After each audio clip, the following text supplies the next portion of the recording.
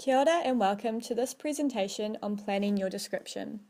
This is Rachel here, and I'm just going to talk you through a few planning steps. If you prefer, you can mute my voice and just read the slides. You can also choose to come back to parts of this presentation if you need to revise certain concepts. The first thing to consider is using your senses. If you are describing a real place, go to the place if you can, and spend some time noticing the smells and sounds.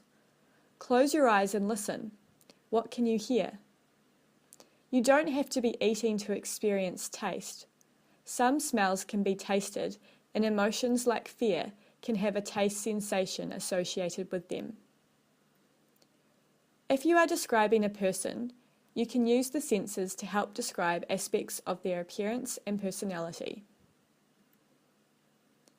Another thing to think about is that a description doesn't have to be a series of events. It is the description that communicates the key message, so you can focus on the key details of the scene rather than chronological events. For example, a student may choose to describe their grandfather and focus on key details such as his wrinkled face, his battle scars, his fading memory, his rough laugh, his hacking cough, his slow movements, and what their grandfather means to them. Even though these ideas are not events as such, this type of structure can still work to highlight a key purpose, such as treasuring those who have come before us, as we can learn from their experiences. Another thing to think about is the concept of zooming in.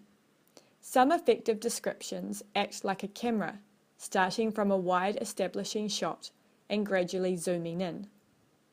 For example, a student might choose to describe a desolate garden and zoom in on these key details: a tree with no leaves, the bare soil under the tree, a blackbird hopping around pecking in the soil, the blackbird flying upwards, a tiny green shoot peeking through the soil, and the bird singing in the tree.